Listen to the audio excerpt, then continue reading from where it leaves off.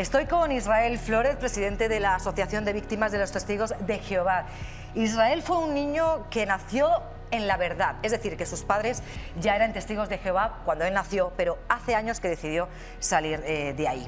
Israel, ¿cuál fue el clic que te llevó a abandonarla? El clic mío fue en el año 2000, cuando conté a un anciano de congregación que había sufrido abusos con 5 años. Pero durante unos años, hasta el 2016, que pasó una desgracia, ¿no?, en la familia, y fue que mi hermana se suicidó, dejé de creer completamente en todos sus dogmas.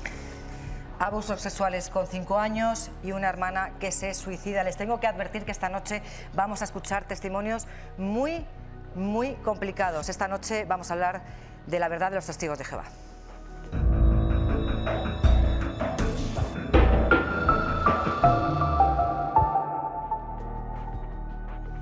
Hola, muy buenas noches a todos. ¿Les suena esta imagen? Son los testigos de Jehová. Les hemos visto muchas veces a diario vendiendo publicaciones en la calle o llamando a nuestras puertas, hablándonos del paraíso y de una vida feliz. Pero bajo ese mensaje optimista, animándonos a pertenecer al pueblo elegido, se esconden otro tipo de realidades como esta. Atentos. En Australia se ha condenado a la confesión de los testigos de Jehová por haber ocultado durante años más de 1000 abusos sexuales dentro de sus propios fieles. Y no ha sido fácil demostrarlo porque, según las normas internas de la confesión, para denunciar una violación es necesario presentar 2 testigos, algo que obviamente resulta muy difícil. Hoy, en exclusiva en este programa, tenemos las imágenes del juicio que sentó en el banquillo a la Asociación de Víctimas de los Testigos de Jehová, acusados de dañar el honor de la confesión religiosa. Y lo más importante, en este plató tenemos a 4 ex testigos de Jehová que van a estar dispuestos a contar su dolorosa experiencia dentro de la congregación. Hablábamos antes con Israel Flórez en ese avance. Buenas noches, Israel, de nuevo. Buenas noches. Nos has apuntado 2 cosas muy graves y muy dramáticas. Abusos sexuales que recibiste cuando eras tan solo un crío, tenías 5 años, y una hermana que se suicida. Así es. Pero es que dentro del seno familiar, de tu familia, hay más dramas relacionados con los testigos de Jehová. ¿Cuáles son? Pues en diciembre del año pasado, un hijo mío con 25 años se suicidó. También. Y no era en ese momento testigo de Jehová, pero bueno, yo estoy convencido que la crianza que tuvo como testigo de Jehová le ha hecho ser muy inestable. El hijo mayor, que cuenta ahora con 27 años, precisamente en el 29 de julio, también tuvo un intento de suicidio, tirándose por un puente, y bueno, gracias a Dios ha salvado la vida, pero ha quedado paralítico. ¿Cuántos hijos tienes, Israel? Pues 3 en total. Tengo otro de 14 años. ¿Uno que se suicida? Que ese no ha conocido a los testigos de Jehová, por suerte. Cuando nació estábamos fuera completamente, entonces no ha conocido nada. Pero los 2 mayores estuvieron hasta los 8 años aproximadamente dentro, ¿no?, de los testigos, viviendo intensamente lo que es la vida testiguil, o sea, de ir a las reuniones, predicar, que leías todas las publicaciones infantiles que había, que la Watchtower se preocupa mucho porque adoctrinar a los niños, ¿no? Tus hijos mayores es el mismo caso que tú. Tus hijos mayores nacieron dentro de los testigos de Jehová porque tú en ese momento pertenecías a ellos. Así es. Y el pequeño ya no. El pequeño ya no. Pues Israel, enseguida vamos a seguir hablando de esa experiencia dramática, yo la entiendo así, dentro de los testigos de Jehová. Pero antes vamos a conocer cuál es su historia desde el principio. Los testigos de Jehová se autodefinen como una restitución del cristianismo primitivo para honrar a Jehová y evangelizar el reino de Dios. Pensilvania, 1870. Un grupo de estudiantes, con Charles Taze Russell a la cabeza, analiza la Biblia y deciden predicar sus conclusiones. 9 años después, publica la primera Watchtower, o Torre Vigía, con sus conclusiones sobre el inminente fin del mundo en 1914. En 1931, tras la muerte de Russell, se fundan los Testigos de Jehová, por Joseph Franklin Rutherford. La sede se ubica junto al puente de Brooklyn en Nueva York, donde estuvo hasta 2016. Este cambio de líder trae consigo preceptos como la prohibición de la celebración de la Navidad, algo que al menos hasta 1926 reunía a sus fieles, como acredita esta fotografía. También se abandona el símbolo de la cruz, porque sostienen que Jesús no fue crucificado, sino colgado de un solo palo. Los primeros que llegaron a España eran apenas una decena, pero crecen. A su llegada masiva a España en los años 70, su principal negocio es el editorial. Porque si, por ejemplo, si es 3 o 4 miembros, cada uno tiene que tener su ejemplar. Así que los mayores consumidores, en realidad, son los propios testigos. Si cada miembro de la familia compra su ejemplar, las tiradas podían ser millonarias. En 2006 consiguieron la declaración de religión de notorio arraigo, con lo que eso supone a la hora de acceder a subvenciones y beneficios fiscales. Su sede en España, Betel, se ha construido con voluntarios sin sueldo, como muchos de los salones del reino. En España la confesión dice que son unas 120.000 personas, bueno, son cifras que son un poco indemostrables. Lo que sí hay son unas 620 salones del reino, que son sus iglesias. Hoy, 140 años después, la Watchtower se ha trasladado a Warwick, a solo 85 kilómetros de la Quinta Avenida de Nueva York, desde donde vigila a sus fieles y sus inversiones multimillonarias. Como les decía, tengo a mi alrededor invitados que han vivido en primera persona dentro de la confesión de los testigos de Jehová, como es el caso de Soraya Nárez.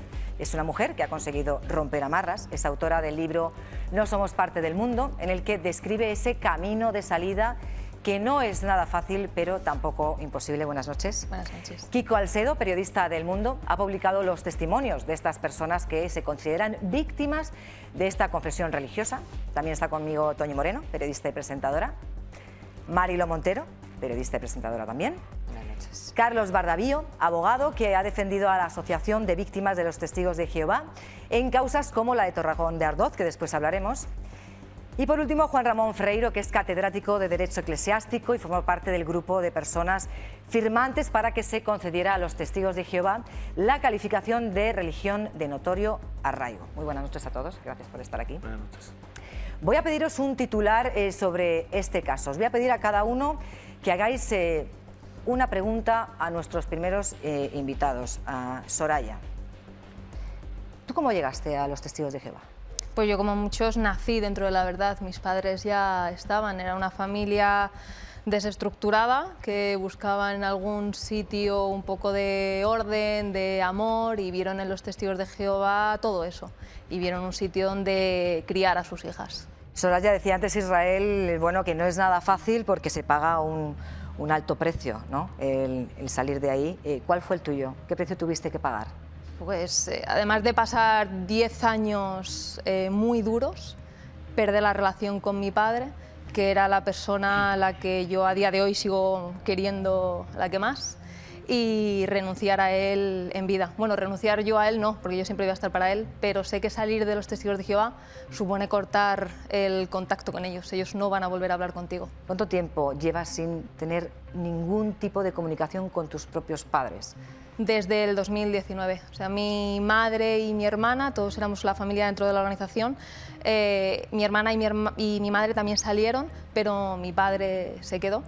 Y aunque he intentado contactar con él, pero sé cuáles son las normas. De hecho, él me bloqueó de WhatsApp para no volver a contactar con él.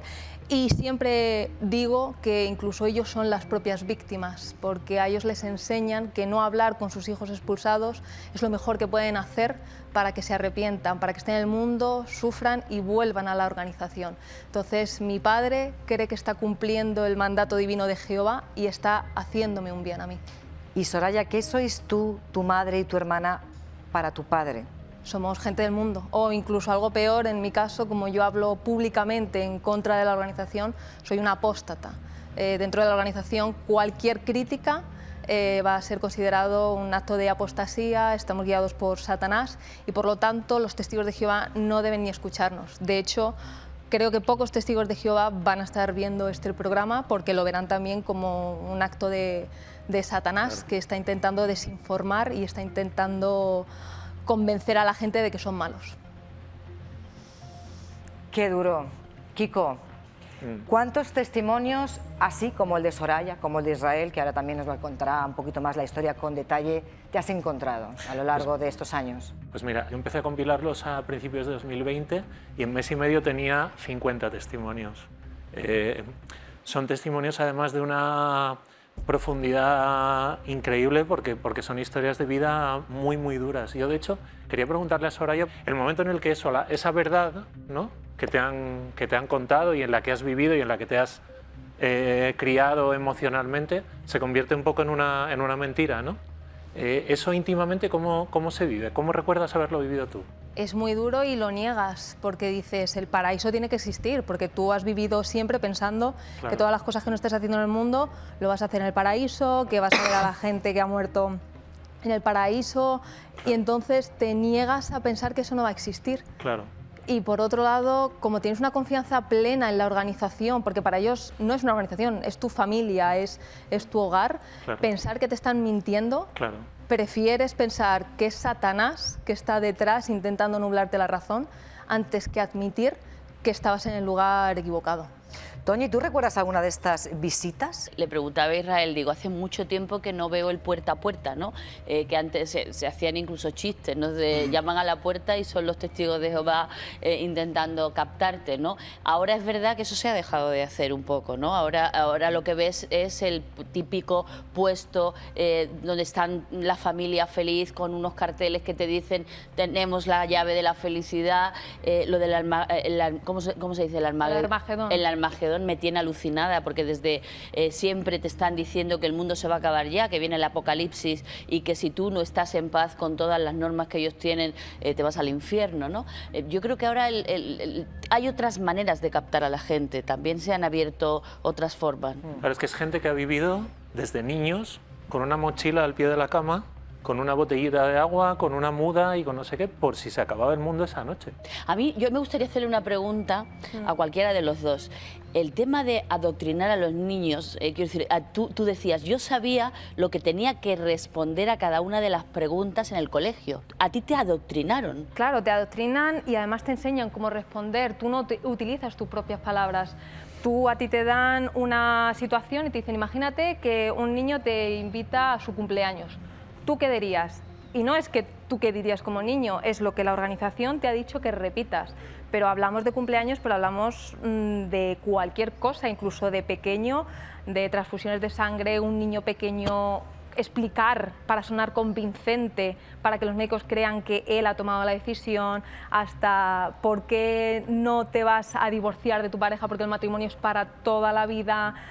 Todo tipo de preguntas que te pueda surgir, la organización te da la respuesta, uno, para convencer y dos, para que tú no dudes, desde pequeño, desde que has nacido.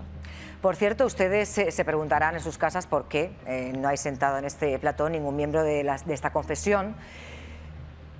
Pero claro, como es lógico y normal, este programa, como hacemos con todos, se ha puesto en contacto con el Departamento de Comunicación de los Testigos de Jehová hace ya tiempo para invitarles a que estuvieran esta noche sentados aquí en este programa, pero esta ha sido su respuesta. Hemos insistido una y otra vez y hasta lo hemos intentado con sus propios abogados, con las pequeñas comunidades, con las fundaciones, con todo, pero la respuesta ha sido que no participarán en programas en los que no se trate la Biblia con el respeto que merece. O sea, ya están declinando el venir a hablar de su verdad antes de ver de qué estamos hablando y quiénes son los invitados que van a estar esta noche. Pero entiendo que esto es también una tónica general. Esto es algo que es un grupo cerrado, estanco, donde no entra mucha gente, y menos en los medios de comunicación, ¿no, Soraya? Completamente, y además es que para ellos es ponerle una tesitura muy difícil, porque aquí nosotros estamos diciendo lo que hemos vivido, que está registrado en artículos, que lo puede ver la gente en su página web, y sin embargo ellos lo niegan sus propias normas. ¿Pero por qué ese ocultismo? Pues en primer lugar porque la sociedad, el mundo, los mundanos, como ellos llaman a la gente que no son testigos de Jehová, les van a juzgar porque pasan cosas que ponen en duda la libertad de elección de los miembros. Si tú le preguntas a un testigo de Jehová de a pie, mañana, a los que están predicando, ellos te van a decir la verdad. te van a decir, sí, sí, estas son nuestras normas. Sin embargo, sus representantes, tanto en juicios como en prensa, te van a decir que no, porque saben que socialmente eso podría tener repercusiones, mucho más, de cara a los menores de edad. Bueno, quiero volver con Israel para profundizar un poquito más en ese capítulo tan delicado y tan oscuro y tan delictivo, por otro lado, que fue ese abuso sexual que recibiste cuando tan solo tenías 5 años. ¿Cómo es ese proceso? ¿En qué momento, siendo ya una persona adulta, recuerdas esos abusos dentro de la congregación y dices, esto lo tengo que denunciar? Pero claro, tienes que denunciar dentro. ¿A quién y cómo?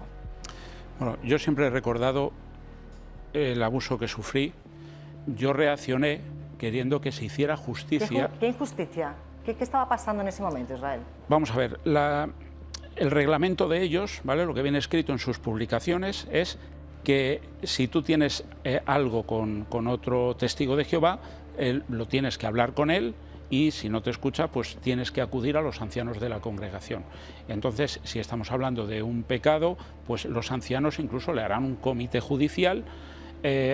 Claro, ya ahí estamos hablando de que esto es un delito.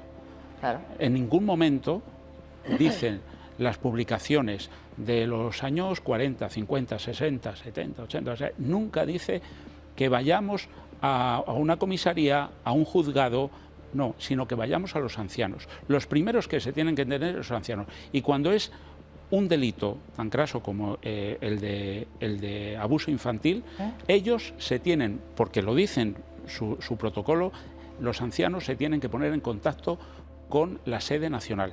¿Pero que era parte del grupo gobernante? ¿Era anciano? No tenía cargo, era mayor que yo, a lo mejor no habría cumplido todavía la mayoría de edad, ¿vale? Yo no sé exactamente la edad que tiene. Y luego se fue, vivíamos en Madrid, y se fue a la parte de Gerona. Y yo no he tenido más contacto con él.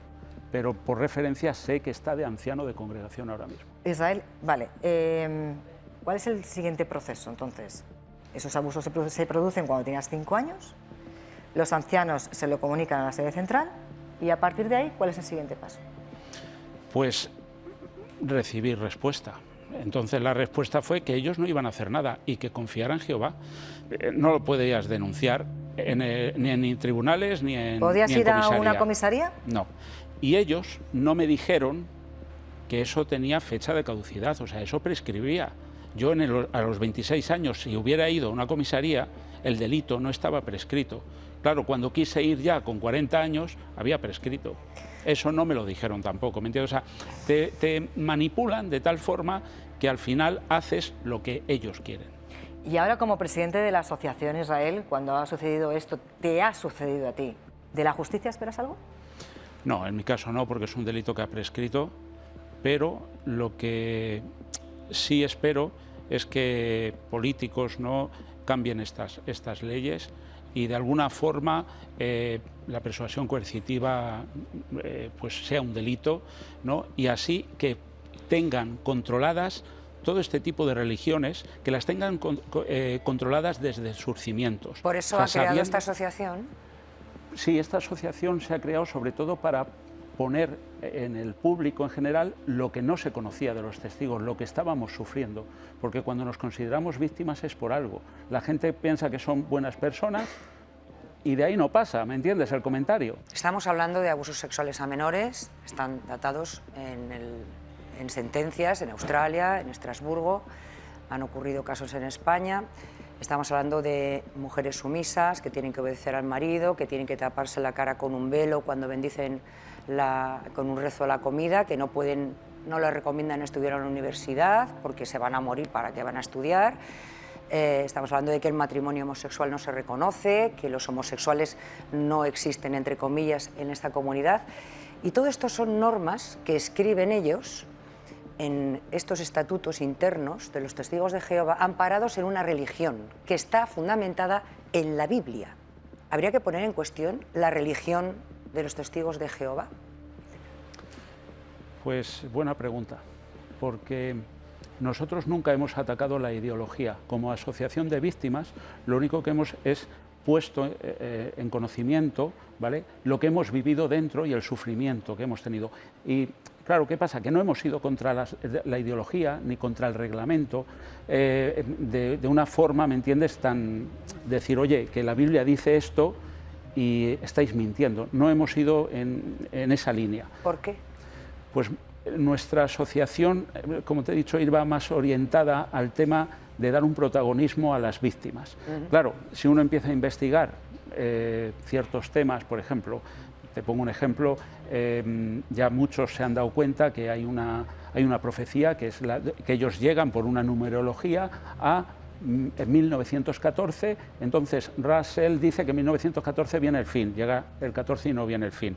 Nosotros en los años 80, 90 predicábamos pensando que no íbamos a llegar al 2000, porque iba a venir ese Armagedón, porque lo decía esa profecía. ¿Cuándo empezaba esa profecía? Y perdonad que me haya enrollado un poquito, 607 antes de la era común, que era cuando cayó Babilonia. Claro, si nosotros empezamos diciendo esas cosas, bueno, pues que cada uno llegue a su conclusión. Nosotros lo que nos importa son las personas, ¿vale? Y lo que están sufriendo. Verónica, si yo me pongo con eso, vamos un segundito, ahora voy contigo, entrar Carlos, en un debate que al final es inacabable, porque la Biblia tiene 1000 interpretaciones. Israel, le quería preguntar a Juan Ramón.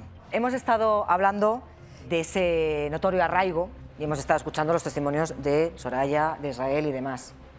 Escuchando los testimonios de ellos, ¿se explica este notorio arraigo de los testigos de Jehová? Sí, bueno, para que los oyentes se den cuenta, desde el punto de vista jurídico, en España hay 4 tipos, o podemos clasificar a las confesiones en 4 tipos, porque el Estado es confesional, no puede decir tú eres confesión, tú no lo eres. Entonces, hay confesiones, hay un registro de entidades religiosas en el Ministerio de Presidencia y de Justicia hoy. Ese registro se inscriben las confesiones que quieren. Hay algunas que no quieren registrarse, no pasa nada. Sería el primer grupo. Después están las confesiones registradas. Los testigos de Jehová en su día se registraron. Después está un tercer tipo, que es cuando consiguen por su ámbito y número de creyentes notorio arraigo.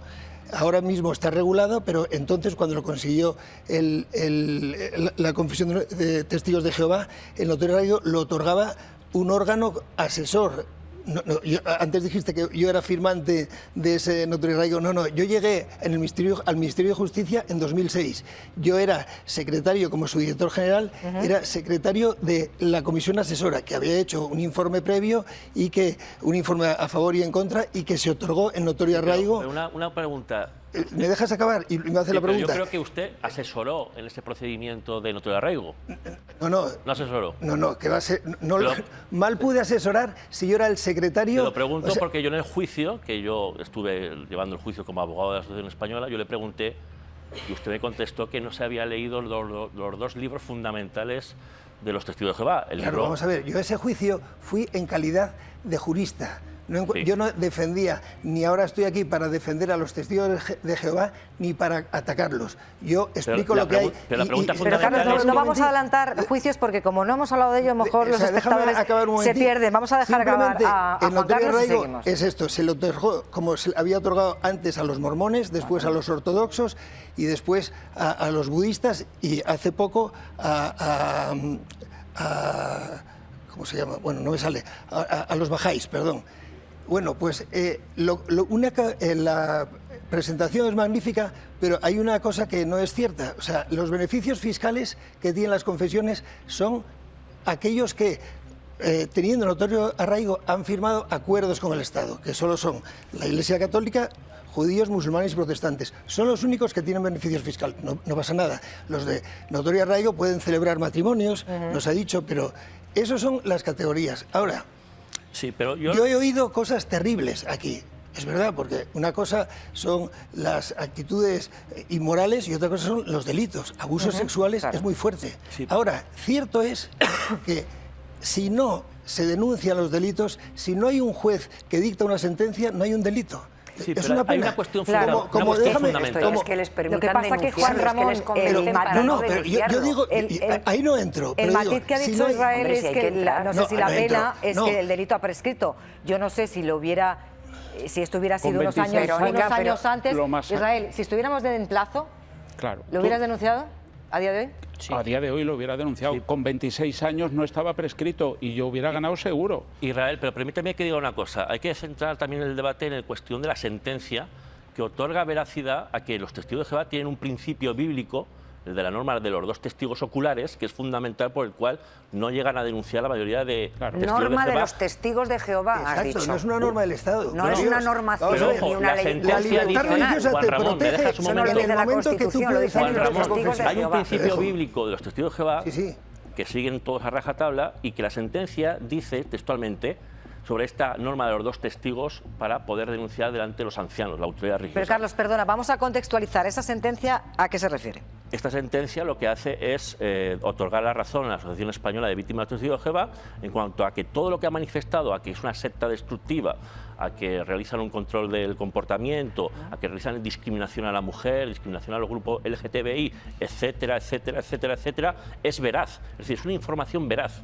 Porque la jueza viene a decir... No es así. Sí, no vulnera el honor. Pero porque es veraz. Porque es veraz. Dice la sentencia, pero la sentencia dice que es libertad de expresión y aparte es una información veraz. Que seguramente si te has leído la sentencia verás que habla de la veracidad en cuanto a estos datos. Y dice textualmente, en cuanto a la norma de los 2 testigos, ciertamente exigir 2 testigos en el libro Pastorel, que es el libro de gobierno de los ancianos, para la persecución de un delito que se comete en la intimidad es una evidente dificultad para su persecución, igual que tener una definición de abuso sexual propia que no coincide con la de nuestro Código Penal. Es que eso no lo dice la Biblia. Carlos, mira, a colación de esto que estamos comentando, tenemos unas imágenes en exclusiva del juicio de Torrejón de Ardoz que hemos hablado. Estas son algunas de las declaraciones, perdonadme, estas son algunas de las declaraciones de algunos de los exmiembros de la confesión. Imágenes del juicio de Torrejón de Ardoz. Los testimonios hicieron llorar a los letrados y emocionaron a todos los presentes. A ver si en vez de por un pecado de fornicación me iban a expulsar por 2 pecados, que era el de la fornicación y el del intento de suicidio. Yo no me quería, yo me agredía yo misma, yo no quería vivir porque no era capaz de ser buena testigo y creía que le fallaba a Dios, le fallaba a mi familia, le fallaba a mi comunidad, a todo lo que yo creía que debía ser, ¿no? ¿Esos abusos usted lo comentó a los ancianos de su congregación? Sí, vinieron a mi casa y me dijeron, ¿qué te ha hecho? ¿Te ha tocado? ¿No te ha tocado? ¿Hubo preliminares? Si hubo sexo oral, si usaba preservativo, ¿quién te quitaba la ropa? Si te la quitabas tú, ya no eras víctima. ¿Cómo se sintió usted cuando le dijeron violada? Que si usted se quitaba la ropa no estaba siendo violada? Violada otra vez más. Yo no conocía a nadie fuera. ¿No tenía amigos? No tenía nadie, no conocía a nadie. Es una secta muy destructiva. Y bueno, la cúpula tiene una cantidad de edificios y está metida en bolsa, sacando muchísimo dinero, le está sacando a los testigos. Me dijo, eres levadura y provocas a los hermanitos, y tú no tienes que estar en la congregación. Pasado mañana es el cumpleaños de mi sobrina, y no podré celebrarlo con ella ni hablar con ella. A ver, son testimonios que ponen los pelos de punta, Carlos. Estos son exmiembros de los Testigos de Jehová que deciden denunciar todo lo que ocurre dentro de la congregación y hemos escuchado parte de lo que estaban comentando. Y tú les representas en este juicio del que estabas hablando con esa sentencia que tienes. Claro, y es que de hecho recabamos 70 testimonios en 20 días. Es decir, y seguimos recabando testimonios, porque esto no ha parado con esta sentencia que declara que hay veracidad en cuanto a que hay un control excesivo de los miembros y en cuanto a que se comporta como una secta destructiva, dice la sentencia, sino que vamos allá adelante a través de la asociación al objeto de recabar todos los testimonios posibles al objeto de ponerlo encima de los estamentos públicos para que protejan a la familia, que eso es lo importante, proteger a la familia porque se está destruyendo, según dicen las víctimas, a la familia. A mí me gustaría que Soraya contara, porque a mí me ha puesto los pelos de punta al momento en el que a ella le hacen, no sé cómo lo llamáis, es como un juicio sumarísimo. O sea, tú te sientas delante de unos señores que no son ni jueces ni son nada. Comité judicial. Es como una inquisición, donde tú eres una niña que le vas a contar contar o porque alguien se ha ido de la lengua y te ha puesto en evidencia, con lo cual estás en un sistema muy opresor, es decir, o ha sido tu hermana o tu amiga que ha visto que tú te has ido con un chico mundano. Están obligados a chivarse. Bueno, o tú te sientes tan mal con tu conciencia y estás tan mal por dentro porque crees que estás pecando y lo estás haciendo fatal que tú pides audiencia. Y ahí me gustaría que contaras lo que tú viviste, ¿no? Y los años que tú tenías cuando te sometiste a eso, que te expulsaron además. Pues yo lo primero, que no era considerado comité judicial porque no estaba bautizada, fue con 14 años, porque yo tuve una situación con 13, 14 años, bueno, me sentaron ante estos hombres y me dijeron que lo que había pasado era algo muy importante y que de estar bautizada habría estado expulsada y que como yo no paré eso. Luego con 18 años pasé por otro comité judicial porque, bueno, pues se dio una situación en la que una persona que me doblaba la edad, yo tenía 18 años y este hombre tenía 36, pues me vi en una situación en la que me bloqueé y me sentí mal, o sea, me tocó. Y yo le dije, de hecho, que me había paralizado y él me dijo que era el placer. Yo no tenía ningún tipo ni de educación sexual y yo no sabía ni lo que era eso. Y como yo me había sentido tan mal, porque es lo que te enseña, que tienes que confesarlo, yo fui a los ancianos y confesé que me había visto envuelto en esta situación. Y ellos me preguntaron absolutamente todo, qué tipo de relación tenía yo con este hombre, quién dio el primer paso, si hubo sexo anal, si hubo sexo oral, si hubo masturbación, me preguntaron si yo había llegado al orgasmo, a lo que contesté que yo me paralicé y le pregunté, se lo dije a este hombre y que este hombre me dijo que eso era el placer. Entonces ellos llegaron a la conclusión de que, bueno, que yo no quería esa situación, pero que había mantenido contacto con este hombre del mundo y que por lo tanto no estaba siguiendo las normas de la organización de relacionarme con testigos de Jehová. Y entonces me cayó una censura. ¿Eso qué es? Además, sí. Además. Claro. Que eso yo es lo que a mí me pesa con el tiempo de estos hombres que son mayores y tienen más visión, saber qué es lo que había pasado y a lo mejor brindarme apoyo, porque para mí ese evento también fue muy duro. ¿Qué te dijeron tus padres en ese momento, Soraya? En ese momento mis padres me apoyaron porque yo quería seguir dentro de la organización, aunque también me recriminaron que yo hubiera tenido contacto con este hombre, pero mis padres supieron ver, gracias a su cabeza, que yo tenía 18 años, que este hombre tenía 36 y que había, digamos, aprovechado un poco mi situación. Pero fíjate, Soraya, perdón, ha pasado... ¿Cuántos años has dicho? Yo tengo 33, tenía 18 años, bueno, pues muchos. ¿Y llevas fuera, has comentado antes, cuántos años? Pues salir de la organización no es algo que hagas de un día para otro, pero yo decido salir plenamente y hacer mi vida a partir de los 25. Pero a mí me cae esa censura, que es un primer aviso de que yo no estoy bien espiritualmente porque estoy teniendo contacto con los mundanos. Yo en el colegio no tenía amigos del mundo porque solamente tenían que ser testigos de Jehová. Pero luego más tarde yo fui a la universidad, algo que no está bien visto. En el caso de que seas un hombre vas a tener un interrogatorio y un seguimiento para saber si sigues siendo un modelo dentro de la organización. En el caso de la mujer, como no puedes tener ninguna jefatura, no vas a tener un seguimiento, pero se te desaconseja. Yo tengo mi primer novio, tenemos intimidad, pero esta vez yo sí quiero tener esa intimidad y aún así me siento muy mal, porque estoy haciendo algo que está fuera de las normas. Por eso, sí, lo que te quería decir es que fíjate que llevas años fuera de este mundo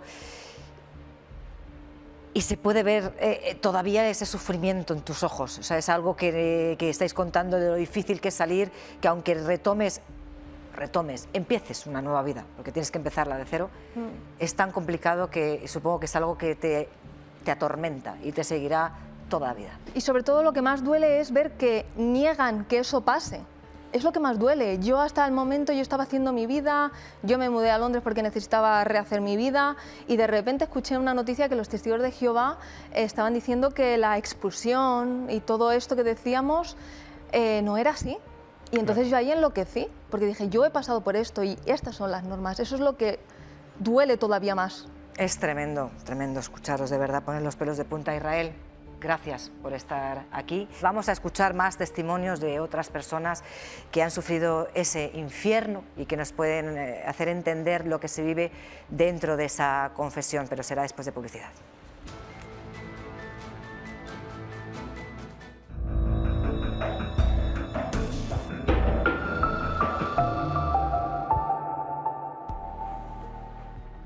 Esta silla que tengo aquí a mi derecha está ahora vacía porque se acaba de marchar Israel, que ya le han escuchado de ese testimonio tan doloroso y tan desgarrador, ex testigo de Jehová, pero enseguida esta silla volverá a estar ocupada por otra persona que nos va a contar cuál fue su experiencia dentro de los testigos de Jehová. Mientras tanto, les cuento que la semana pasada el Tribunal de Derechos Humanos de Estrasburgo ha condenado a España a pagar 26.000 euros a una mujer que, habiendo dicho en su ciudad de origen que no quería recibir una transfusión de sangre, fue trasladada de urgencia a Madrid y en ese hospital se le hizo una transfusión para salvarle la vida. La confesión ha recurrido en nombre de esta mujer y la justicia les ha dado la razón. Tenemos con nosotros esta noche a la magistrada Gemma Calahorra, que en 1994 tuvo que intervenir en el caso de Marcos, al que sus padres, se negaron a que se le hiciese una transfusión de sangre y finalmente este chico falleció. Muy buenas noches, Gemma. Gracias por atendernos. Hola, buenas noches. Como jueza de guardia en este caso que estamos contando de Marcos, el niño que sus padres se negaron a que se hiciera esa transfusión, ¿qué decisión tuvo que tomar usted? Porque es una decisión muy difícil en esos momentos. La verdad es que la decisión fue muy complicada.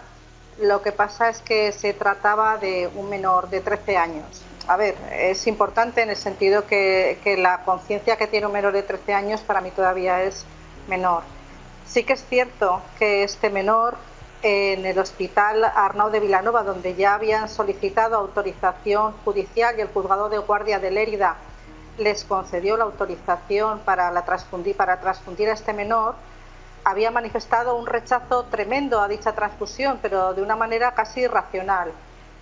Los padres ahí no intervienen, dan la razón al menor, los padres como garantes tampoco intervienen y al final se traslada al menor al hospital de Barcelona, al Vall d'Hebron, donde les vuelven a manifestar que la única solución para que este niño pueda sobrevivir es una transfusión. Por motivos que se desconocen, se van al hospital de Cataluña, al Hospital General de Cataluña, donde finalmente también les manifiestan lo mismo, que la única salida que tenía este menor era la transfusión. Al final le dan el alta y se llevan al menor al domicilio. En ninguno de los centros hospitalarios le llegan a transfundir debido al estado de alteración en la que se encontraba el menor, pese a que tenían una autorización del juzgado de Lérida. ¿Qué pasa entonces? El menor estaba en su domicilio en una situación ya dramática respecto a su estado de salud. La merma era tan grande hasta el punto que el Ayuntamiento de Vallovar comunica al juzgado la situación en la que se encuentra este menor, amparados también por lo que estaba diciendo el médico que le estaba tratando allí, que era el médico del pueblo, y veían que no había solución para este niño y estaba en una situación casi semi-inconsciente. Entonces es cuando ya interviene el juzgado de Fraga. En el juzgado de Fraga se adopta, al estar en el domicilio, había que acordar que se había que autorizar que poder entrar al domicilio de la comisión judicial acompañada del médico forense para ver el estado real en que se estaba. Se recabaron todos los informes médicos y entonces, a la vista de que el menor estaba en una situación de semi-inconsciencia y que lo único que podía intentarse ya para salvarle la vida era la transfusión, es cuando ya se acuerda que se autoriza nuevamente la transfusión y ya el traslado inmediato, que se llevaron allí, se fue la ambulancia y con una ambulancia ya se le trasladó a Barbastro y de Barbastro al Hospital Miguel Servet de Zaragoza, donde desgraciadamente falleció al día siguiente, porque cuando interviene la comisión judicial y cuando intervino el juzgado, cuando intervenimos en el juzgado de Fraga, el menor ya estaba en una situación de casi en coma, de hecho ingresó en coma. Gemma, a mí lo que me llama muchísimo la atención de este caso es que no solo los padres evidentemente se negaban a que su hijo recibiera esa transfusión, sino también es la actitud, estamos hablando de un chaval de 13 años, que es más casi la actitud de negación por parte del menor que la de los propios padres. ¿Qué peso tenía en ese momento esa actitud del chico, del adolescente, del hijo de esta familia? Cuando interviene el juzgado de Fraga, el menor estaba en una situación en la que ya su voluntad no tenía capacidad para decir nada. Estaba ya en situación de semi-inconsciencia, tenía una anemia. Lo triste de este asunto es que con un tratamiento, con una transfusión que se le hubiera podido poner al menor en su tiempo, en su momento, la posibilidad de supervivencia del menor a corto y medio plazo era muy elevada, prácticamente nunca se puede saber, ¿no? Pero era de un 90% según todos los informes médicos. Y a largo plazo pues también se podía haber conseguido salvar la vida de este niño. Gemma, le quería preguntar qué opina usted sobre la sentencia que acaba de hacer pública el Tribunal de Estrasburgo sobre lo que acabamos de comentar, ¿no? De esa indemnización a esa mujer que se negó a que le hicieran esa transfusión. Realmente, al final se hizo y esta mujer, no, la congregación en su nombre, bueno, pues denunció y ahora Estrasburgo le da la razón y le tienen que indemnizar. A ver, el caso, por lo que he estado informándome y viendo la sentencia, es totalmente distinto a lo que hemos hablado anteriormente, ¿vale? Aquí estamos hablando de una persona adulta, una persona que deja claro y que parece que deja claro su deseo de que no se le transfunda, de que no se le ponga ninguna transfusión ni ningún tratamiento con hemoderivados, y esa negativa la había dejado ya por escrito, parece, según consta en la sentencia. Que es un dato importante, el consentimiento informado que había dado, y es un dato importante que en el momento que ella lo presta sea consciente, y sea también de las consecuencias que puede tener que no va a recibir ese tratamiento.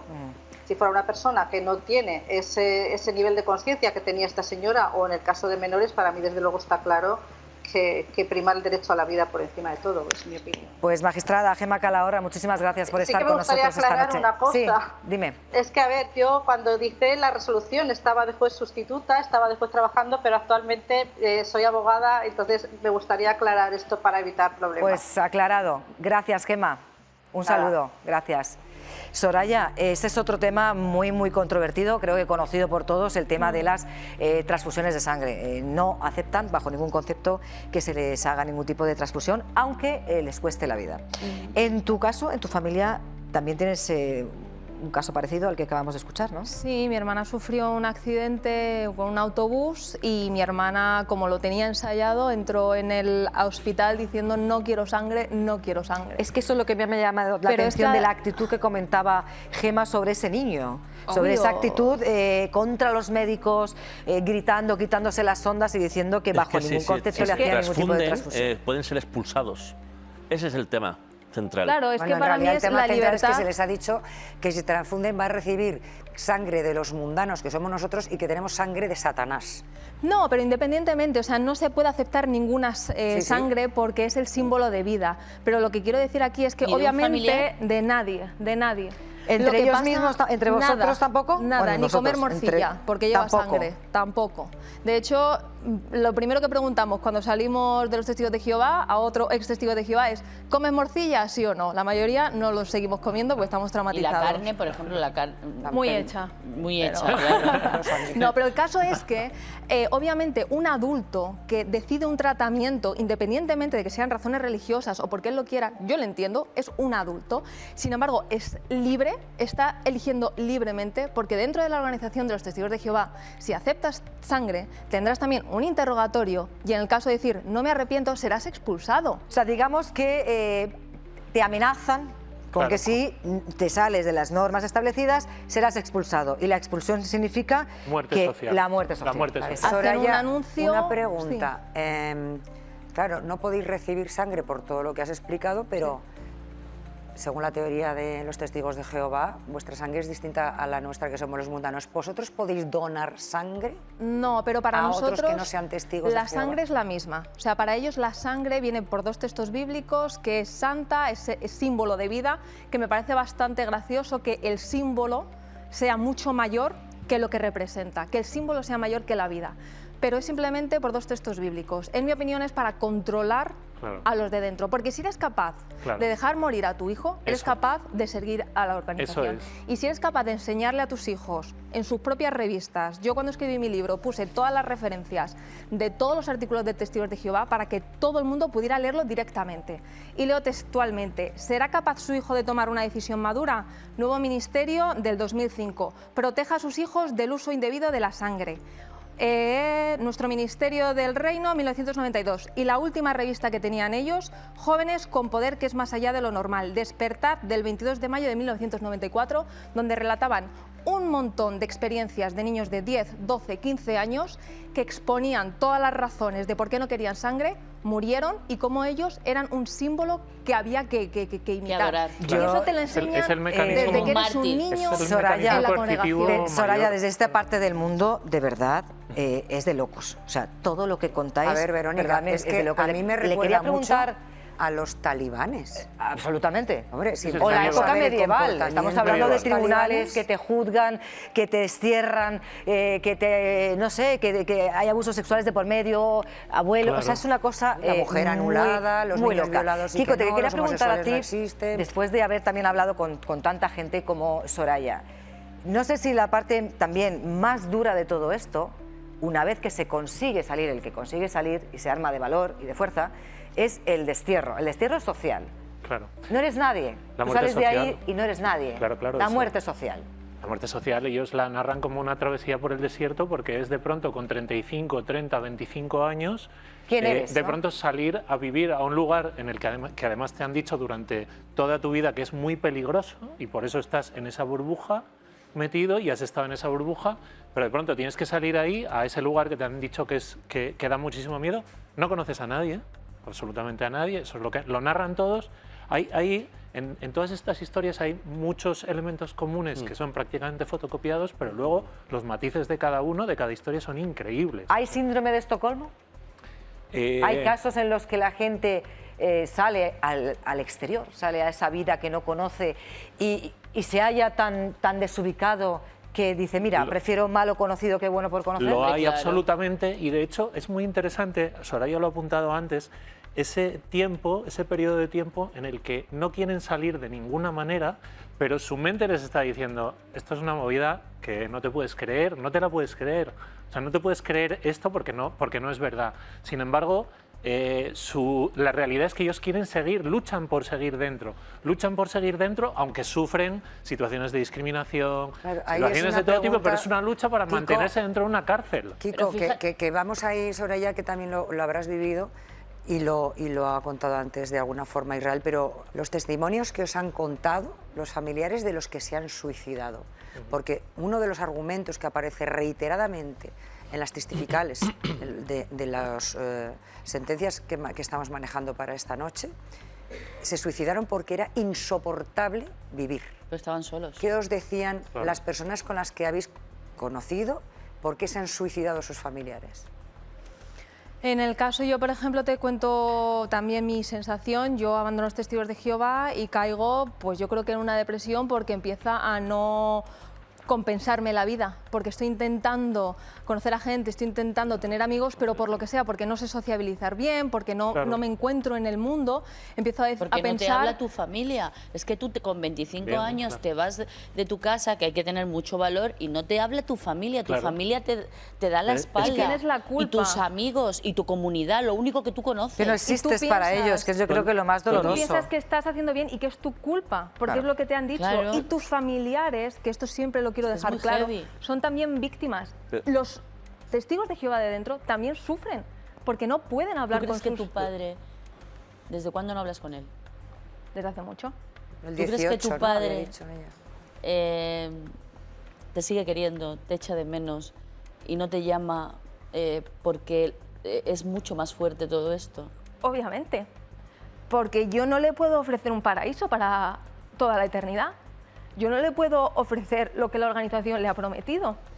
De hecho, yo sé que hay muchos familiares que quieren hablar con sus hijos y han caído en depresiones, pero les han prometido que todo ese sufrimiento Dios se lo va a recompensar en el nuevo paraíso, que aguanten. Toñi, ¿sabes lo duro de esto que le he dicho antes a Soraya? Es que teniendo un padre vivo, a día de hoy, mientras él no salga de ahí, le tiene que dar por muerto. Es así de duro. Es que la Atalaya del 2011... no habla mal del padre nunca. La Atalaya del 2011 es una revista de los testigos de Jehová, dice de los expulsados o desasociados, es decir, los que se van involuntariamente o voluntariamente, que son... que recomiendan alejarse de personas con enfermedades infecciosas para evitar contagios. Es decir, al igual que un doctor recomienda alejarse de personas con enfermedades infecciosas para evitar contagios, desde cualquier punto de vista es como un enfermo mental del que hay que huir. Es decir, el expulsado o el desasociado es un enfermo mental para los testigos de Jehová, y esto está publicado en su página web. Y luego la organización, como estas personas salen y sufren depresión y sufren problemas y no saben socializar, y entonces se pierden durante mucho tiempo, la organización también puede utilizar eso para decir, veis, esta gente sale y veis dónde están, veis lo que les está pasando, ¿no? Muy duro porque tenemos aquí a personas que nos están contando lo que es vivir dentro de un infierno, tal cual. Hemos hablado de abusos sexuales también a niños, hemos hablado de muerte social, hemos hablado de esa negativa a transfusiones de sangre que están dispuestos a morir antes de que nadie les ponga sangre de otra persona. Vamos a hablar de otro punto también muy delicado, muy controvertido, como es el de la homosexualidad.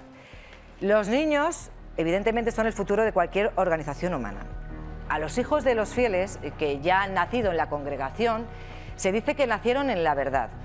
Vamos a mostrarles un vídeo en el que se le explica a una niña lo que supone la homosexualidad. Este es el mensaje a los niños de la confesión sobre la realidad mundana. Hoy en la escuela dibujé a nuestra familia. ¡Guau! Clara dibujó 2 mamás. Ella me contó que están casadas. Mi maestra dice que lo único que importa es que la gente se quiera y sea feliz. La gente tiene su propia opinión de lo bueno y lo malo, pero lo que importa es lo que piensa Jehová. Por eso hizo el matrimonio como lo hizo. ¿Quieres decir entre un hombre y una mujer? Exacto. Mira, en Génesis 1:27 leemos que Jehová creó a Adán y Eva, un hombre y una mujer. Las normas de Jehová no han cambiado. Es como viajar en avión. ¿Qué pasaría si una persona quisiera subir al avión, algo que está prohibido? Pues que no la dejarían subir. Así es. Jehová hace lo mismo. Él quiere que seamos sus amigos y que vivamos para siempre en el paraíso. Entonces, ¿qué le dirías a Clara? Pues puedo hablarle del paraíso. ¡Genial! ¿Qué tal si lo ensayamos?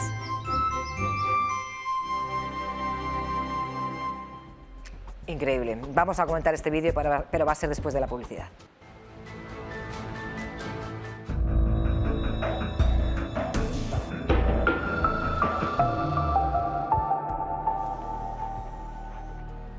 Pues ya lo han visto, ese vídeo en el que se explicaba la fórmula, ¿verdad, Soraya?, para llegar al paraíso.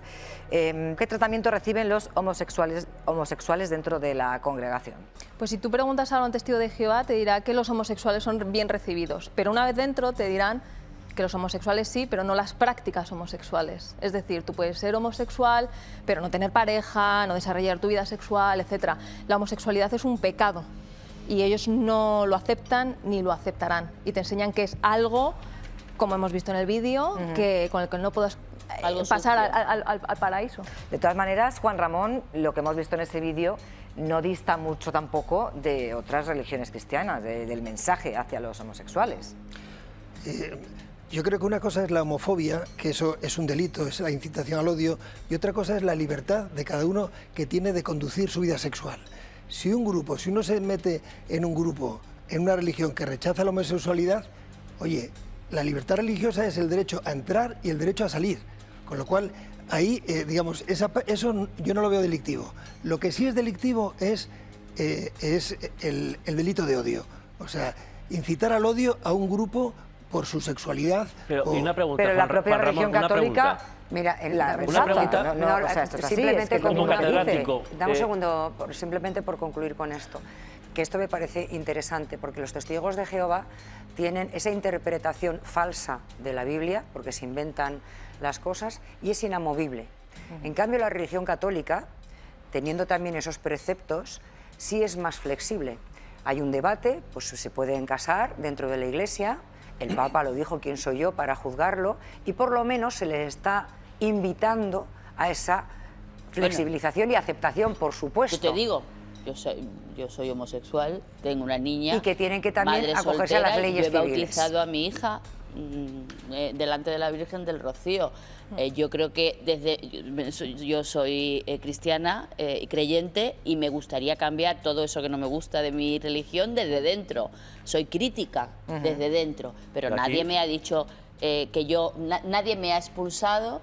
Exactamente. Ha habido algún cura que no le ha apetecido darme el sacramento, pues me he buscado a otro que me lo ha dado. Aquí la problemática que existe en cuanto a incitación, posible incitación al odio, es que se comunica constantemente dentro de los testigos de Jehová que si tienes prácticas homosexuales se te expulsa. Por lo tanto, ¿eso puede incitar odio? Pues habrá que pensarlo. Claro. Bueno, ahora que lo conocemos. Claro. Es decir, y además la expulsión causa el ostracismo y la destrucción de la familia, porque tus amigos y familiares no te hablan por ser y por practicar la homosexualidad. Y lo que decía Toña, además de que la religión católica, cristianos y demás, para los testigos de Jehová, eso es un ejemplo de cómo se está hundiendo la religión, porque los testigos de Jehová llaman a toda religión que no sea los testigos de Jehová, Babilonia la Grande, la ramera, la religión que va a ser destruida. Pero ¿cuántos homosexuales entonces, si eso no habrá dentro de los testigos de Jehová? Y se callan la boca teniendo 16, 17 años después de bautizados. ¿Cuántos sacerdotes y cuántos curas? Sí, pero el problema son las consecuencias que tiene. Bueno, en cualquier caso les he dicho que íbamos a tener a más invitados, a más testimonios esta noche con nosotros. Me acompaña Enrique Carmona, que empezó a predicar con solo 4 añitos, pero hizo su carrera universitaria cuando salió de la confesión, porque además esto de estudiar, ¿verdad, Enrique? Pues es parte de esas costumbres mundanas. Muy buenas noches. Buenas noches. Creo que querías hablar, matizar algo sobre el tema del notorio arraigo. Bueno, el tema del notorio arraigo es una titulación, como ha dicho el catedrático, que se adquiere automáticamente en el momento que consigue una serie de requisitos que pone el Estado, ¿no? Pero si se hubieran leído los libros de los testigos de Jehová, hubieran descubierto, como ha dicho Soraya hace un minuto, que los testigos de Jehová mencionan a la Iglesia Católica como la ramera. Tú le dices a un católico, tú es que eres de la ramera. El católico no se ofende. En estas publicaciones yo tengo fotografías en las que se ve el Papa Juan XXIII, censurado por los testigos de Jehová, se ven fotos del Vaticano y se ven pues todo lo que debería de haber hecho el Estado, haber visto el Estado antes de haberle dado no solo el notorio arraigo, pero además sino la aprobación de religión. La aprobación de la religión, exactamente, pero luego también es muy curioso la financiación, es decir, ¿cómo se financia? Hemos hablado antes, había un testimonio que decía que era a través de las publicaciones. Hay más o menos que se pueda calcular 8 millones de testigos de Jehová en el mundo y cada uno tiene que tener mínimo 3 libros. Claro, eso podía abastecer económicamente a los testigos de Jehová, pero es que ahora las revistas ya no se publican porque ha llegado la digitalización. No, y sobre todo, ¿de qué se Marilo, financian las los cuentas testigos? son transparentes. Bueno, vamos a partir de un poco de historia. Tengo aquí en estas publicaciones el valor de las revistas en la época de la peseta, en los años 80. Es decir, la Watchtower cobraba a los publicadores que salían a predicar una cantidad ya en el propio Salón del Reino donde él retiraba la literatura. Yo he sido siervo ministerial de literatura en mi congregación por 2 años y me costó la pasta, porque no me cuadraban nunca los números y al final... Oye, una pregunta, era el responsable. que me queda con una cosa. Con 4 años ya estabas predicando. ¿Cuántas horas tenías que predicar? No, eso era una cosa libre, que además era en época franquista y teníamos que predicar en puertas aisladas, porque si hacía una continuidad, rápidamente venían lo que llamaban los grises en aquella época y te cogían. Entonces yo salía con mi tía o con mi madre un rato, y la predicación que hacíamos era la de un niño de esa edad, que es, mire, aquí está mi tita o mi mamá, que le va a decir un mensaje importante, ¿no? Y ya está, ¿no? Entonces, sobre el tema de la financiación, un testigo de Jehová no tiene 3 libros, ¿qué va? Podría tener tranquilamente 200 libros, Porque además no compran publicaciones ajenas, externas a los testigos, están obligados a comprar esos libros. Obviamente están... ¿Y tanto dinero dan los libros como para ser... ¿Pero cuánto dinero pueden tener los testigos de Jehová? La Watchtower, por ejemplo, ¿qué se calcula? Vamos a seguir en esas películas si no te importa, es que si no me pierdo. Los testigos de Jehová, por literatura, en su época, tenían las mejores imprentas del mundo. La revista La Atalaya, en el año 80, tenía 13 millones de ejemplares en 80 idiomas cada 15 días. 10 pesetas. Y la suscripción eran 600 pesetas en España. Y tengo en esa misma revista, en la contraportada, dice el valor en Costa Rica, en Estados Unidos, en Francia, en Alemania, que ya te publicitaba directamente el dinero que podía valerte la publicación. Pero perdona, Enrique, es que además se me ha olvidado preguntarle antes a Israel, y si no, tenemos aquí a Soraya. Todos los testigos de Jehová, ¿dónde viven? O sea, quiero decir, ¿se puede tener un trabajo? ¿Se puede tener una... Sí. ¿Les paga la congregación? En tu caso, Soraya, es que, perdón, porque es que estamos hablando de los libros, pero me ha venido a colación esto. O sea, una familia testigo de Jehová, ¿de qué vive? Pues de sus trabajos, aunque siempre les invitan a trabajar cuanto menos mejor para dedicar más tiempo a la organización. Entonces, ¿pero tú puedes tener un trabajo de abogado? He conocido a ninguno, la verdad. Vale. Estaba intentando, pero no. La mayoría que yo conocía eran limpiacristales, pollería, tenían trabajo no sé por qué, todos en pollería. O sea, pero yo podría, pregunto, ¿tener una vida como la que tengo a día de hoy y ser testigo de Jehová? Como presentadora. Si te sacas la carrera cuando estás expulsada. ¿Cómo? Cuando estás expulsada, te puedes sacar la carrera y luego vuelves. No, pero hay no, pero me refiero trabajos... que cómo está jerarquizado, porque al final estamos hablando de los testigos de Jehová, pero no sé cómo se financian, si tienes un sueldo, si no tienes un sueldo, de qué vives, si te lo pagan todo. No, trabajas gratis para la organización. Tú tienes tu vida, tú tienes tu trabajo y tú tienes contribuciones voluntarias que te pide la organización. ¿Y tus bienes son de ellos? No, salvo que tú los dejes para la organización. ¿Prohíben los testigos de Jehová los estudios superiores? La palabra prohíben no es la adecuada. Los desaconsejan de tal manera como aconsejan no ponerte sangre, que no quieren ni pasar por la puerta de la facultad. ¿Serías un mal testigo de Jehová? Sí, perfectamente. ¿Serías un mal testigo de Jehová si lo realizaras? No, de hecho, en el libro Pastor en el rebaño, si eres un hombre y se enteran que estás estudiando una carrera, los ancianos tienen que hablar contigo para saber si sigues siendo un ejemplo, porque estudiar una carrera es sinónimo de no ser ejemplo. Y en su página web dicen que estudiar una carrera es una opción de cada uno, pero es como meterte en el mar lleno de tiburones. Y encuentras a amigos pocos porque ahí está la malas tentación. compañías. ¿Por qué? Porque te están estudian. enseñando cosas que no son del mundo y que Jehová ya proveerá, que si tú pones toda tu energía, todas tus horas de predicación a la organización, Jehová te va a proveer. Enrique, ¿a qué años te sacaste tú la carrera? ¿Cuándo pudiste? Yo empecé a los 60 años. ¿A los? 60. A los 60. Sí. Nunca Y tarde, ahora explico, perdón. Yo quería poner el ejemplo del caso de mi hija que apareció en el juicio. A mi hija la pusieron como un ejemplo en el juicio de una mujer que había estudiado una carrera, que sabía 5 idiomas, que tenía 2 máster y algo más. Mi hija hizo la carrera porque su padre la presionó a que hiciera la carrera y estaba expulsada. Wow. Y el abogado, que era testigo de Jehová, que hizo esa afirmación, no lo sabía. Wow. Y tuve que acercarme al abogado y decirle, señor letrado, esto ha pasado de esta manera. Ah, no lo sabía. Sí, entre ellos engañan. Bueno, precisamente antes hemos escuchado a ex testigos de Jehová en ese juicio de Torrejón de Ardoz, pero es que también hubo declaraciones de los testigos de Jehová defendiendo su experiencia en la congregación. Como no queremos dar una visión sesgada de la realidad, vamos a ofrecerles alguna de ellas. Escuchen. Yo le quería preguntar si es cierto que los testigos de Jehová prohíben o adoctrinan, ¿no?, a sus miembros para que no cursen estudios universitarios. Si eso fuera cierto, ni mi marido podría ser ingeniero, ni yo podría haber estudiado la carrera y los posgrados que hice. Eso no es verdad. ¿Fue expulsado usted de la congregación? Sí, fui expulsado. ¿Puede explicar por qué motivo? Porque la verdad es que padecía de ludopatía. Usted se enfrentó a un comité judicial. ¿Puede explicar brevemente cuál fue el trato que le dispensó? El trato siempre fue exquisito. para poder decirlo de alguna manera, y no tengo ninguna queja ni nada parecido. Y como mujer, ¿cómo definiría usted su papel dentro de la confesión? Pues yo me siento más a gusto que en ningún sitio como mujer, porque es verdad que hay hombres y mujeres, ¿no?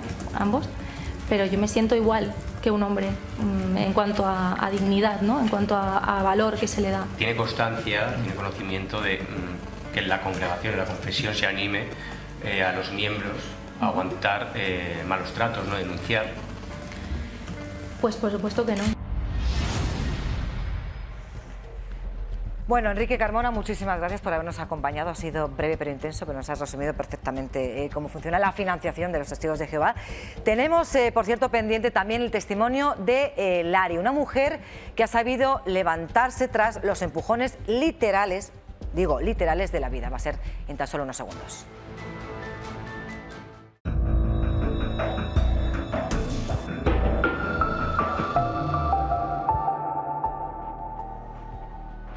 Vamos a conocer esta noche también a Lari. Entró en la confesión siendo adulta y se casó con uno de sus miembros.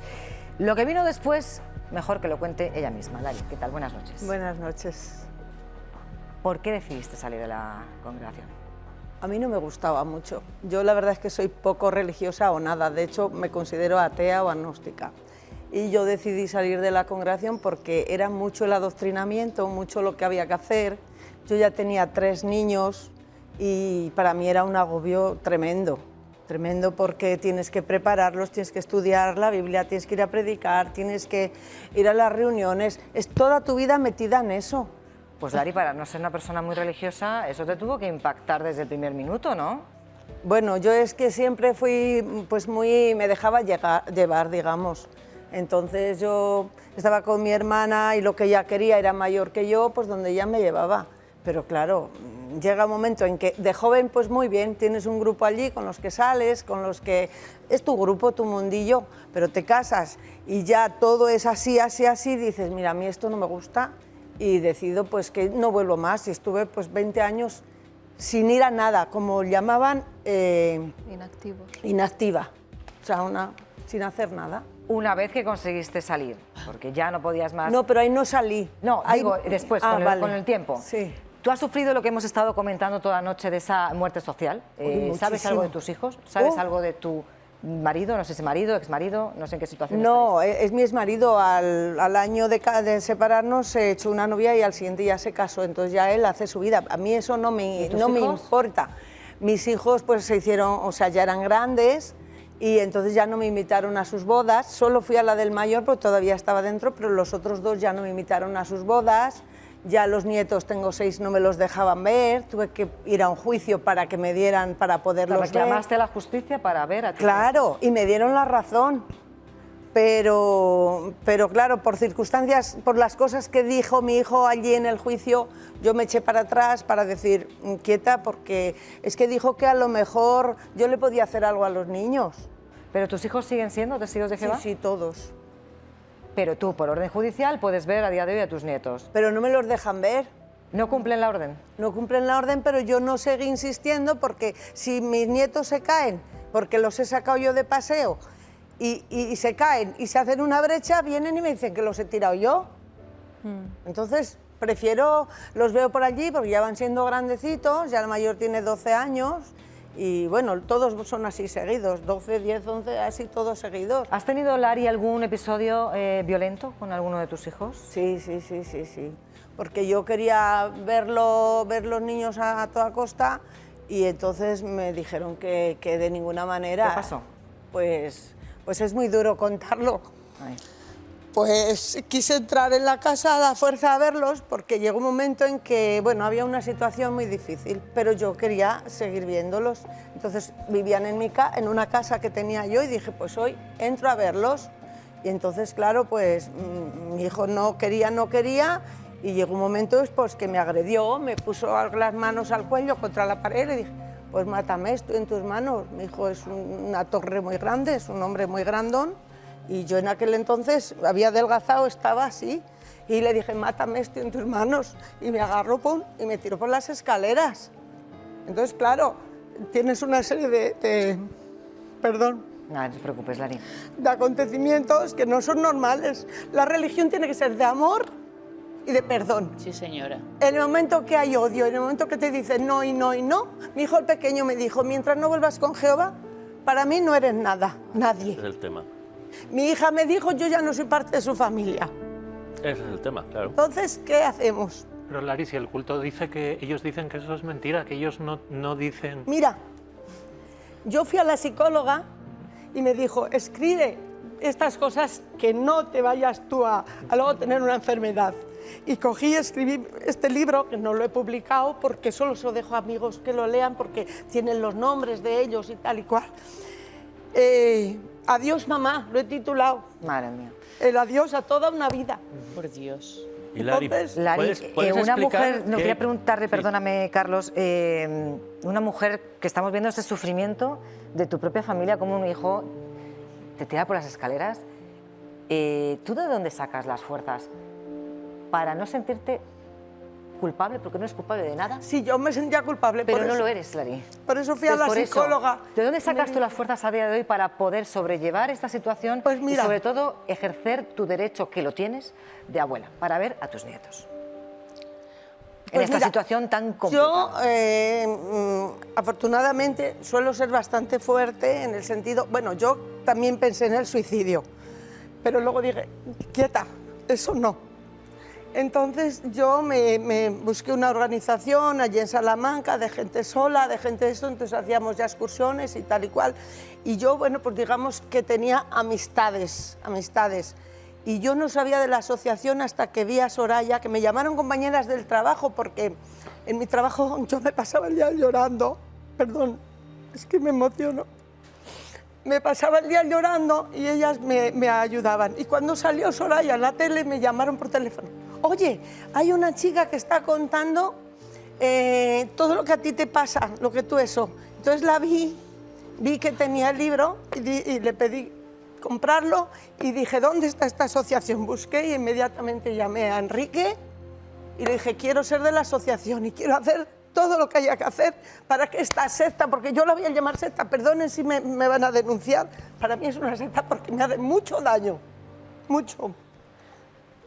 ¿Te lo sigue haciendo? Hombre, a mis hijos los veo porque tenemos una casa en el pueblo, pasan por delante, yo afortunadamente, pues como soy fuerte, pues dije, pues se quedaron ellos con la mayoría de las cosas y yo me hice una casa sola yo y pasan por delante y los veo y a veces cuando andan para allí los niños cojo mi cámara pum, pum, pum, y los grabo.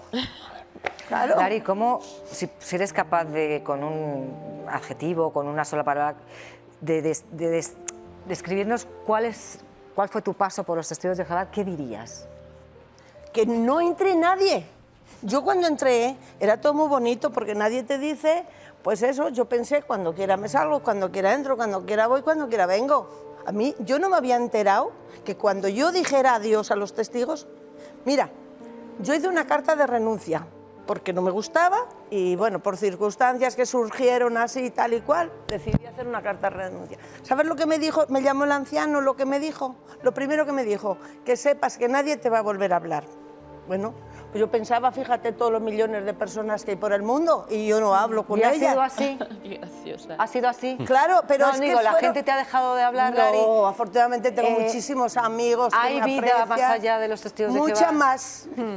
¿Qué vida? Mucha más. ¿Qué vida hay fuera? Pues todo, porque ahora soy libre. Ahora si quieres algo, si quiero entro, si quiero, pues no sé, alguien que me, no sé, a lo mejor alguien que tú imagínate que el Dalai Lama, y digo, uy, pues eso me gusta. Pues me voy allí. La libertad de elección. Es que quiero libertad de elección. Lo que yo no sabía era que mis hijos fueran los que me dejaran de hablar. Eso no, nunca lo pensé. Porque yo era su madre, yo era allí todo para ellos. Es que yo era todo para ellos.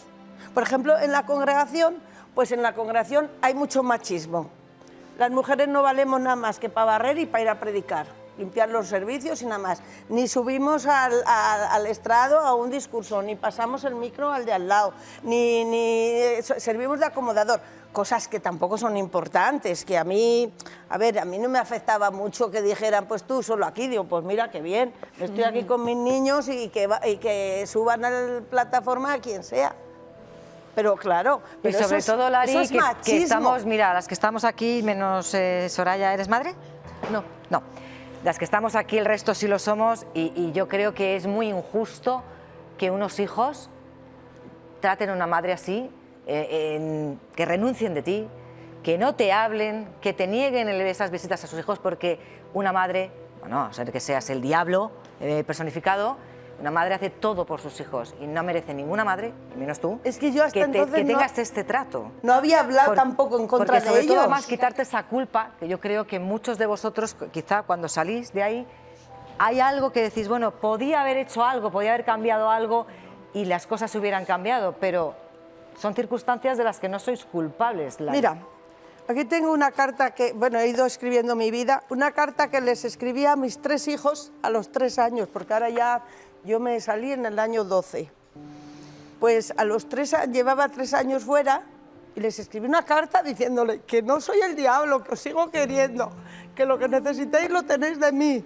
Ninguno de los 3 me contestó a la carta. Ninguno de los 3. Una carta de 3 o 4 páginas o 7, no sé ya las que tiene. Ninguno de los 3 me contestó. A mi hija le digo, lo que necesites, aquí estoy.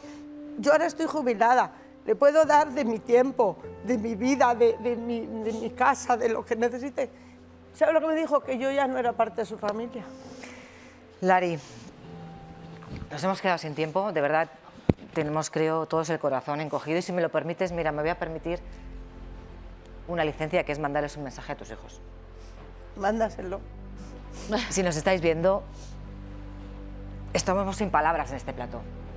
Y si alguna vez reconsideráis vuestra actitud, vuestra postura, aquí tenéis una madre que os quiere, una madre que lo ha dado todo por vosotros, independientemente de la religión y vuestras creencias y demás.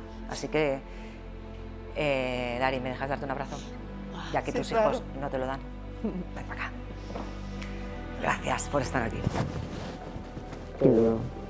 Muy duro, muy duro, sí. Bueno, nos hemos quedado sin tiempo. Gracias por estar con nosotros hasta aquí en La Verdad de los Testigos de Jehová. Nos vemos la semana que viene.